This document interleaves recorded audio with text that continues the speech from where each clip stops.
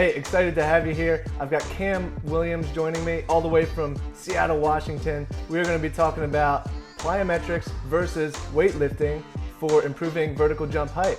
So let's jump into it with a drink.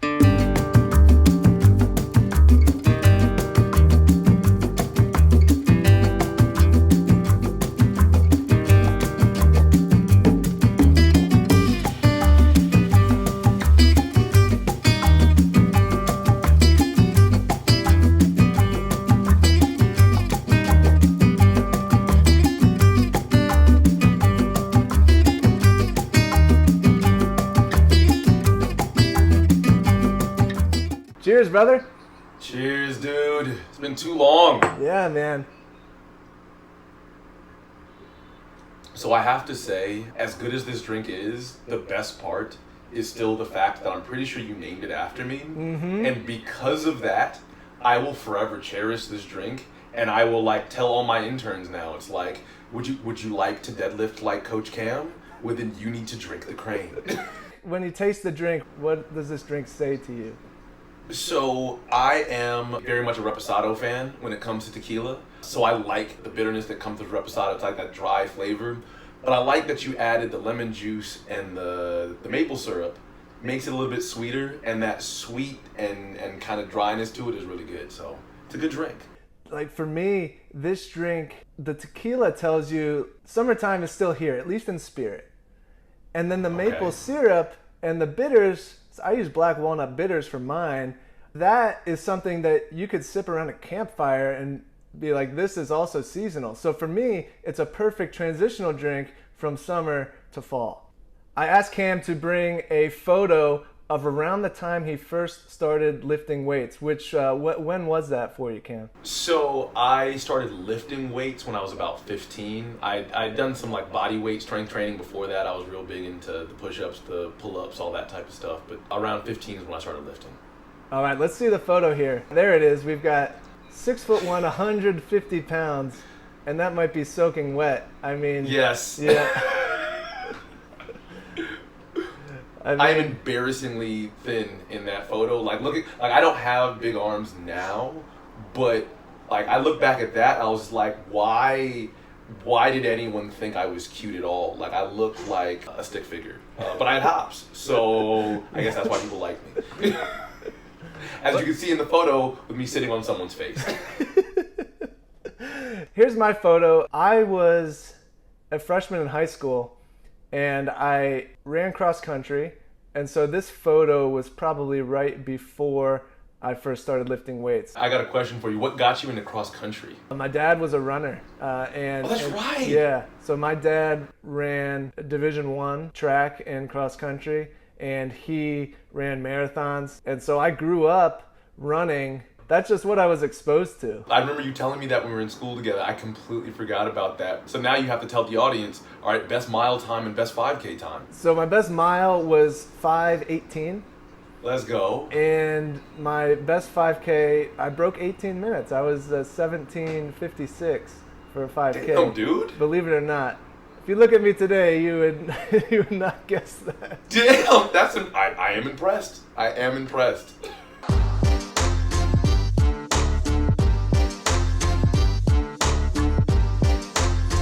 We're going to do an overview here before we jump into talking about plyometrics and resistance training or weightlifting. And the overview that we're going to talk about is just taking a look at something called the force velocity curve, how that relates to power, and what that means for plyometrics and weightlifting. So Cam, would you mind just going over what is the force velocity curve for us? So there's a cool relationship, for lack of a better word, in the universe between force and velocity, where as one increases, the other tends to decrease. Essentially what you have is so you have two axes, velocity is on the x-axis, force is on the y-axis. As you increase in force, velocity decreases. As you increase in velocity, force decreases. At your very high end, so your high force, low velocity end of the graph, you have maximum strength. As you move down the graph, so your velocities increase just a little bit, forces drop a little bit, you're at strength speed. We're going to skip the middle section. We'll come back to it in just a second. But if I drop down 2 sections, I have speed strength. So now my velocities increased more and my forces dropped a little bit lower. And then at the far right end of my graph, I have pure speed, so just going as fast as I can. If I were to measure the overall area under that curve, that's power. And where that tends to peak is right there in the middle. So if you work your way down that curve, you're going maximum strength, strength, speed, power, speed, strength, and then maximal speed at the end. Opposite ends are theoretically a moment where you have 0 velocity and max strength, and kind of a weird thing to think about, but the other end of that curve, you have maximum velocity and 0 force. Yeah, and so you can actually, by training, you can actually shift the force velocity curve to the right. And so what that means, let's take the back squat for example. So you're working up towards kind of that maximal strength area of the force velocity curve. So let's say you move your back squat at a certain speed initially, and then through training, you actually are able to move that same weight faster than you were before. So that would be an example of shifting that force velocity curve to the right. Can you think of like another example of maybe in another area, like what would be shifting that force velocity curve to the right? So kind of the way I always like to think about it is you have 2 factors that are playing in here. So in order to move that power curve to the right, I either need to increase force. So like you said, a great example is a back squat. If I'm squatting heavier, I can generate more force. I can kind of shift the curve to the right, but it's more towards the maximum strength end of the curve. If I do something really, really explosive and fast, so I'm sure all of us at some point, maybe I might be making an overgeneralization there, but lots of people have gone out and sprinted, and if I sprint regularly and do lots of high velocity work, I can increase my speed and that'll also shift that power curve. But where you're really getting into the meat of it, because again, power is right there in the meaty part of the curve, is when I'm doing things that combine both high force and high velocity. So I'm sure for Tom, this immediately comes to mind. So snatch, clean and jerk, things like that. You're talking about very high forces, very high velocities at the most elite level. So I mean, it's been verified by science. The second pull in the clean is literally the most powerful movement in sports. Like you're generating more power there. And unit for your science geeks is watts, but you're generating more watts there than pretty much any other movement, not even pretty much any other movement in sports. And so the area under the force velocity curve is basically your power, because power equals force times velocity. If you could plot your movement or whatever exercise you're doing on the force velocity curve, you would basically draw a horizontal line over to the vertical axis. You would draw a line vertically down to that velocity axis, and then that shaded area, basically that rectangle underneath that point, would be the power that you're generating, right? And so shifting the force velocity curve to the right, the result is that you are generating more power, right? Exactly. Thank you, Isaac Newton and calculus. So we have the force velocity curve that we can all see here. Cam, where would you plot jumping? Because we're talking about vertical jump today. So where would you plot a vertical jump, let's say like a counter movement jump? Where does that fall on the force velocity curve? So the cool thing about most jumping, and I think a counter movement jump is a great example, is that you actually do have a decent amount of time to generate that force, but it still has to be fairly high velocity. So you're usually finding yourself in that speed strength area, where speed is a very high factor, but it's also a fairly high force activity. So you're talking about counter movement jumping there, and then there's other types of jumping that you might encounter in like regular sports. We were talking about a basketball game, for example, where maybe you have to quickly react off the ground to try and get that reactive jump to go up and get a rebound. You know, that thing that Dennis Rodman was like so good at, that kind of that second jump, right? So a jump like that, or it could happen in other sports as well, you know, volleyball. A quicker jump like that, would you say that is then slightly kind of to the right of speed strength, kind of heading towards maximum velocity, kind of somewhere in there? Definitely. So like when you're getting into, the way I describe them to the coaches that I work with and the athletes that I train, is it's a reactive jump. So especially when you get, and I think volleyball and basketball are 2 great examples.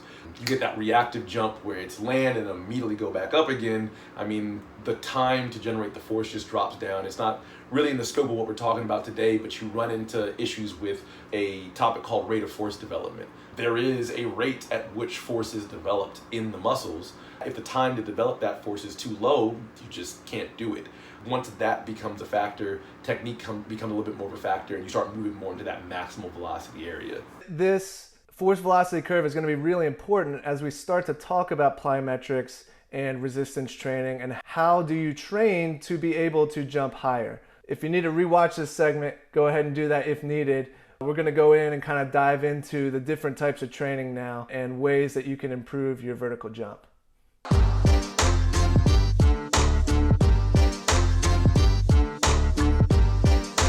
We're going to talk about plyometrics here, and first we'll start off with a definition. So like, what is a plyometric? And so what I would say is a plyometric is an exercise that aims to improve the speed of the stretch shortening cycle of a muscle. So Cam, would you mind talking about what is the stretch shortening cycle and how do you improve the speed of it? Absolutely. Most people know that muscles contract. That's something that they do. But that contraction is actually divided up into 3 phases, or 2 phases we really talk about a lot, but in the stretch shortening cycle we talk about 3 phases. So there's a concentric phase where the muscle is actively shortening. There's an eccentric phase where the muscle is still contracting, so it's still generating force, but it's actually lengthening. And then for plyometrics, you actually have a time in between that concentric and eccentric phase called the amortization phase, which is one of the hardest words to say in physiology. And I'm honestly really impressed with myself that I just said it correctly on the first try. But basically what you're trying to do with the stretch shortening cycle, like Tom was talking about in plyometrics, is store elastic energy during the eccentric phase. So when that muscle is lengthening, you're actually storing elastic energy in what's called the musculotendon system, so that whole elastic chain. I'm storing energy there, and then if my amortization phase is short enough, I can then use that energy to make my concentric phase of the movement that much more forceful. And that's what Tom was talking about in terms of increasing the speed in a plyometric. What you're saying is you want to minimize that amortization phase so that that stretch gets immediately put back into that kind of rebound effect, if you want to call it that, of the explosive contraction. Exactly. And the physics teacher in me is refusing to leave this topic without saying, okay, well, what happens to that energy if you don't immediately release it in the concentric phase of the muscle action? It actually gets released as heat. I actually looked that up the other day because I had that idea in my head and I just wanted to confirm that. So if you don't use it immediately, it actually does like literally warm the whole muscle and tendon up. That's awesome, man. Very small amount, but I love that you love science. Oh man, if I get this wrong now. First law of thermodynamics, energy is neither created nor destroyed, it just changes forms. And I probably just said that not completely right, but like that's where it goes. Like, energy can't just disappear, it has to go somewhere. Yeah. We're looking at the force velocity curve now. So where does plyometric training fall on the curve? So generally, again, we literally just said that plyometric training is about increasing the speed of the stretch shortening cycle. So we know we're not max strength or strength speed, because there we're talking about high force, low speed. Plyometrics generally tend to fall in that speed strength to maybe somewhat max velocity, maybe somewhat power, but probably the most of it is falling in that speed strength area. So how do plyometrics help you improve vertical jump? Like they shift the force velocity curve to the right, so you can generate more power. But what would you say about that? At the risk of sounding like I'm making fun of people, jumping, especially a counter movement jump, is a plyometric exercise. So by improving said plyometric exercise, I will jump higher. Essentially, when I'm jumping, I'm in that speed strength area, I'm trying to develop a decently large amount of force very quickly. Plyometrics are good at making people better at generating a decent amount of force fairly quickly. And as you mentioned a couple times, that shifts that curve to the right, increases power. So getting better at plyometrics, often it's not the exact same thing. There are plyometric exercises that aren't directly related to a vertical jump, but vertical jumping and plyometric exercises overlap quite a bit. If you look up plyometric exercises on Google, you're going to see a lot of exercises that say this jump. X, jump. Like jump's going to be in the word or the name. Absolutely.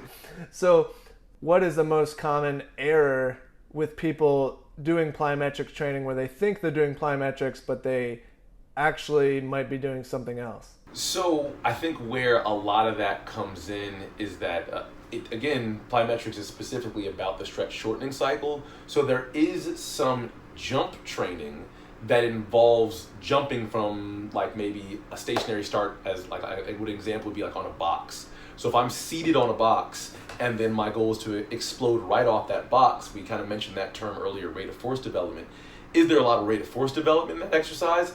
Absolutely, and that's important in jumping, but that's not technically a plyometric. And I think some people kind of conflate, because jump is in a lot of plyometric exercises, that jump training is plyometrics and plyometrics is jump training, but they're not. It's not actually a complete overlap. It's some type of Venn diagram where there's a lot of overlap. So you have like jump training, you have plyometrics, and there's a large overlap here in the middle, but there are exercises on either end that are either working on the stretch shortening cycle, but not technically jump training, or jump training, but not actually taking advantage of the stretch shortening cycle. Yeah, and I would say that I think that a lot of plyometric training seems to be centered around like a conditioning element of it. And I think that's because coaches or athletes feel like if I'm sitting around, I'm not working hard, so I need to minimize my rest and get all the work done as quickly as I can. But the reality of it is that plyometrics, a true plyometric session aimed at increasing the speed of the stretch shortening cycle, looks like a lot of BSing. You're just sitting around and you're taking a lot of rest. That work to rest ratio is really low, so a little bit of work, a lot of rest, because your muscle needs time to recover in order to be able to then produce that maximum velocity or the maximum force you can produce at that velocity, which is the goal of plyometric training, right? Exactly, and I think you hit the nail on the head when you said maximum force and maximum velocity. It goes back to what we talked about in the overview. Power equals force times velocity. We're trying to make that force and velocity variable as big as possible, and if one is not quite as big as possible, you're not maximizing power. And one of the things for me as a coach that I often, or as a strength coach that I often fight with my sport coaches with, is telling them that there's a difference between strength training or power training and conditioning. And although conditioning is really important for sports like basketball, for sports like volleyball, if my goal is really in that training session, and I can do a different session that's where I'm working on conditioning, but if my goal in that session is to maximize jump training, power, explosiveness, you got to rest in between sets, and that's okay. The most important thing that you just said to me was that you can train different things in different sessions. Like, conditioning is important. There's no value to being able to jump high if you can't run up and down the court. You can only jump once, and then you're tugging on your jersey. Yeah, you do need to be able to jump high when you're tired. Like, that is important, but the line between conditioning and plyometrics is often blurred, and we're both saying we think there should be a more clear distinction in those sessions. Both aspects of training are important, but there's a time and a place to train either one. Absolutely. So just to tie up this plyometric thing, Cam, what would you say are the best or most common exercises done to improve the speed of the stretch shortening cycle? So again, we've been using this exercise the entire time. It's the counter movement jump, in my opinion. Whether you're doing it reactively, where you're landing and immediately going to the next jump, or you're standing tall for each jump, particularly for jump training, if you're looking at a plyometric exercise, I would say the counter movement jump is your meat and potatoes. The reason, and the other exercise I'd name besides that would actually be a depth jump. The reason I don't put that one first is just because, in my opinion, I consider that more of an advanced exercise. There's a much higher force component, and I think you need to have developed a certain strength level before you can really dive into that depth jump. But that would be number two. When Cam says counter movement jump, you think of an exercise like a box jump, your traditional box jump. That's a counter movement jump. You're going down, you're jumping up, as high as you can, and so there are a lot of variations that you can do kind of within that counter movement jump, right? Exactly.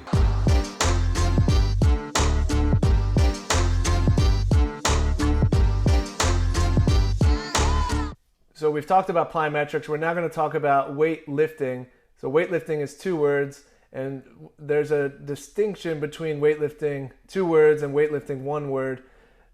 The 2 words refers to any type of resistance training that you can do. So squats and lunges and bench press and dumbbell presses and core work, all of that can be defined as weightlifting 2 words. Weightlifting 1 word refers to Olympic weightlifting, so your snatch, your clean, your jerk, and those variations, those derivatives. When we say weightlifting here, we are going to be talking about the traditional resistance training. Where on the force velocity curve, Cam, would you plot weightlifting?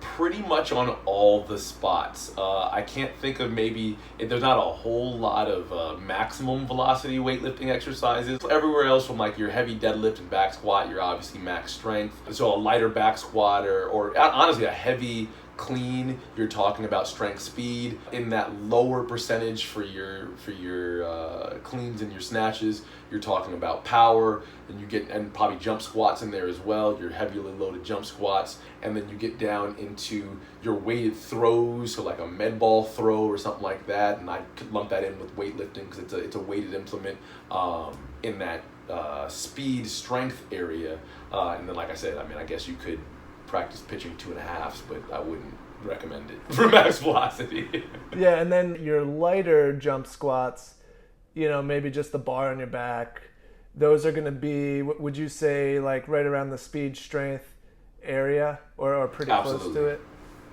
Okay. Yeah. One aspect of training that is much more common in weightlifting than it is in plyometric training is you're working through a full range of motion. It's very uncommon, if not almost like unheard of, to do full range of motion with plyometrics. But with weight training, that's what's preached, is to squat to full depth, to do any movement that you can to full range of motion.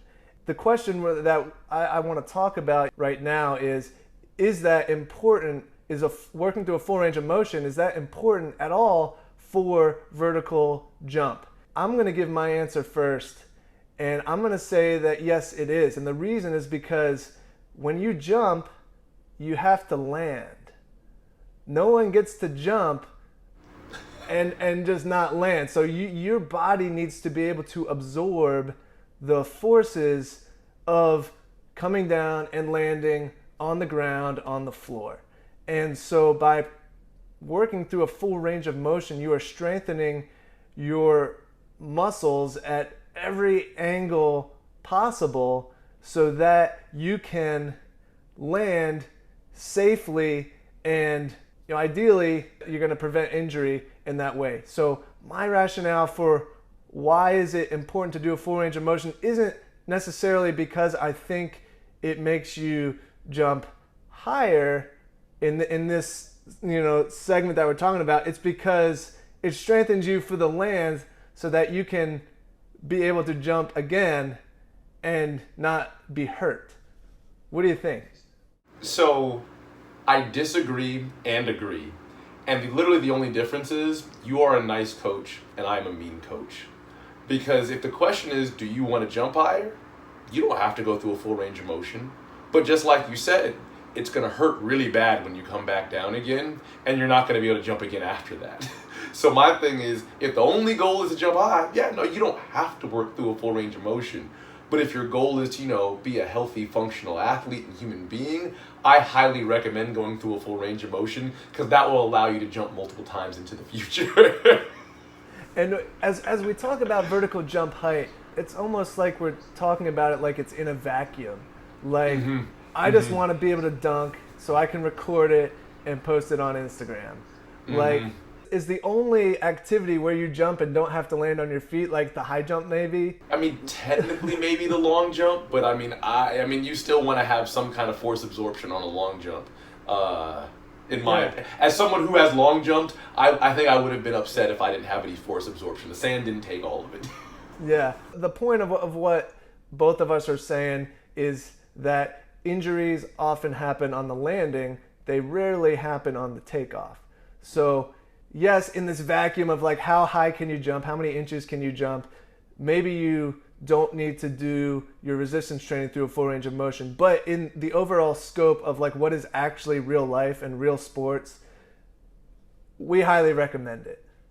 Would you agree? I like that you said, I like that you said real life, and I'm like, look, if you, and I hate this word because it gets so overused in our industry, if you want to be a functional human being, you should train through a full range of motion. Your body will thank you. Yeah. So what would you say are the best resistance training exercises for improving vertical jump height? So for me, the best movements for improving vertical jump height are going to be anything that involves, and I'm going to say double extension, and that's going to sound weird to some people because everybody's thinking of triple extension, and I say that purposely because just throughout my own experience and research, and everybody loves doing calf raises for vertical jump height, and just being honest, calves are a stability muscle. They're not really a power strength muscle. So most of that power for your jump height is coming from that rapid knee and hip extension. So any exercise that combines that, which often generally is also triple extension exercises, but that includes your squat, your deadlift, your clean, your snatch, your jerk, and their derivatives. In addition to those movements that you said, I would add jump squats as well. Jump squats are a great movement for shifting the force velocity curve to the right, because you can actually, if you go lighter with them, as we said, you can get down to that speed strength part of the curve. So a jump squat, a resistance training movement, you're actually training the same part of the force velocity curve as traditional counter movement jump. To be able to train that part of the force velocity curve with a resistance training movement, that's a huge benefit, because it's, I guess you might say, more specific to actually jumping. Exactly. Absolutely. That's a good way to put it. So what about an exercise like say a split squat, which is like a lunge, right? Is there a benefit for that? Or let's say you're primarily a one-footed jumper. Would a movement like the split squat benefit you more than if you were primarily a two-footed jumper, let's say? So I would say yes, but not for the reason that a lot of people think. I think that, and I'm sure in your video series you might actually cover the topic of like specificity in training. I think a lot of people think of lunges as a specific exercise to a one-legged jump.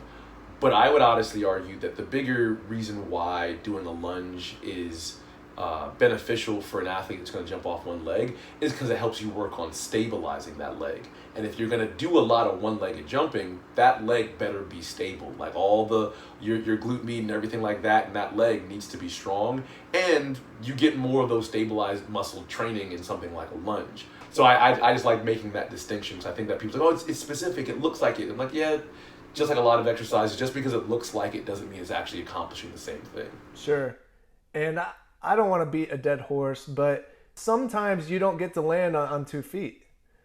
Like there's oftentimes, if you're going up, and there's just variables in sports. And so you could get thrown off balance and you could land on 1 foot or land awkwardly. And so are you saying that by doing a movement like the split squat, that's going to help to potentially prepare you for a situation like that? Absolutely. I mean, the big difference between landing unilaterally and bilaterally, and just so I'm not getting too scientific for everybody, one leg or two leg, is that on one leg you have less stability. So to be able to land on one leg, those muscles that provide the stability in your hip and your ankle, they need to be ready, and that's something that a unilateral exercise will do more of than a bilateral exercise.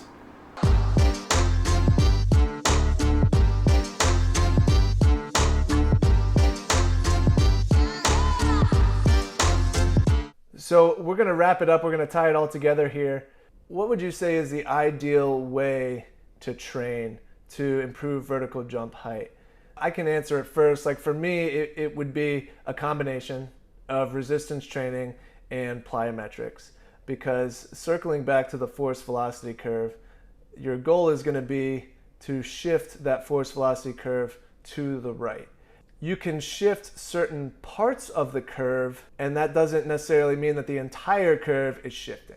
In order to optimally train to be able to jump as high as you can, you're going to want to be shifting that power part of the curve, as well as the speed strength, and as well as even potentially the maximum velocity. You're going to want to be trying to shift all those areas that are anywhere close to jumping itself to the right. And it, on some level, comes down to like a specificity thing where, does max strength training help? Yeah, but like you can get to, because it's so much, it's on such a different part of the curve, you can quickly get to a point of diminishing returns. Where like, okay, if you take someone from a 100-pound back squat to a 300-pound back squat, yeah, they're gonna jump a lot higher because before they were really weak. But from 300 to 600, it's not gonna improve their vertical that much more because now you're so far away from that high speed end of the curve, it just doesn't apply as much. Will it help? Yeah, just not nearly to the same extent. Something else I wanted to ask was, does it matter what your training age is? So your training age is, how long have you been weightlifting for? If you're brand new to training for vertical jump height or for your sport, should you potentially focus on one aspect being, weightlifting or plyometrics? Should you focus on one, maybe a little bit more than the other starting out? And then does that potentially change if you come in and you have 4 years of resistance training experience? This is what happens when you were a GA in grad school. Do you remember windows of adaptation? Sure. So it basically comes down to, okay, if you've never weight trained before, then your window of adaptation there is enormous. So any weight training we're going to do is going to be beneficial because you've never done any of that. Whereas if you've been doing plyos for years, I'm like, could you make improvements there? Absolutely, but the amount of improvement you can get out of that area is just smaller. So someone walks through the door and they've never lifted weights, but they've been playing basketball for years. Let's say they're a high schooler, like a freshman, sophomore in high school. What do you recommend for that person? They say, Cam, I want to be more explosive. I want to jump higher. That's what we're talking about here. What do you think for that athlete? Prepare to learn to squat and deadlift. Yep, I would say the same. I would say the same thing. The window of adaptation is open. Exactly. Let's finish out our segment here. I want to ask you a question. If you could only do one type of training that we've discussed here to improve vertical jump, what would it be? Would it be weightlifting? Would it be plyometrics? Which one would you choose? It breaks my heart because I legit have a barbell sitting on the floor behind me. It's like my pride and joy piece of equipment, but plyometrics, because that aspect of specificity is important. This is obviously very anecdotal, but I could dunk before I started lifting. So you can, like, if you get really good at the skill, you can be good at that skill. That being said, when I first started dunking, and I'd actually be curious to see how it was for you, like my knees used to hurt all the time because I basically was generating an amount of force that my body couldn't really handle. So to become a better well-rounded athlete, I had to start weight training. And the difference I always tell people is when I was in high school, I could dunk, and then I literally have to tug on my jersey because I'm like, I just expended everything and my knees and ankles hurt. I need to sit down. Where when I got to college and I started lifting, I could dunk 5-6 times in a row and it just didn't faze me. And I think as an athlete, that's important to take into consideration. But if I could only pick one, plyos. And I think you make a good point that if you want to jump higher, you need to practice jumping. There's no substitute for that. That was similar to my story of how I got to dunk. Was I worked really, really hard. And there's no substitute for hard work. I worked really hard and I did a lot of jumping. And that really helped my vertical jump to improve. I'm going to answer this question on the other side of the coin. And I'm going to say, if I could only choose one way to train, I would choose weightlifting. And I don't know if this is cheating, but I'm assuming that you can play your sport as well, right? So maybe you would have answered differently, but I'm assuming that you could go out and you can play volleyball, you can go out and play basketball. If you want to get better at jumping, yes, you need to jump. But my perspective on this question is that you are getting that jumping in already through playing your sport. If you want to shift the force velocity curve to the right in as many areas as you can, I would choose resistance training, because you can train the speed strength portion of the curve by doing jump squats with a bar on your back. So you can train the part of the curve that you need to improve your vertical jump, but you can also improve other areas of the curve as well. So that's the reason I would choose resistance training. So it's honestly really interesting. I love that you put that caveat in, because I have often in my career as a college strength coach been questioned by volleyball and basketball coaches, like, why isn't there more plyometric training in the workout? I'm like, have you ever thought about how many jumps they're getting in practice? I'm like, they don't need any more of that. I'm going to give them something that they're not getting in practice already. So I think that's a really good point to bring up. Yeah, you need to consider the volume of what you're doing in your activity. That counts to your overall training plan. It has to count. Exactly. That's a great point. So there we have it. Weightlifting versus plyometrics. Which one is better for improving vertical jump? We hope you enjoyed listening to Cam and I discuss that here. I'm really grateful for Cam for coming on and discussing with me today. And I really appreciate your knowledge, your passion for science, and it's always good to talk to you. Same, man. Honestly, all I have to say to wrap things up is thank you for having me. I'm just happy that you thought enough of me to want me to be a part of it. So I really appreciate that.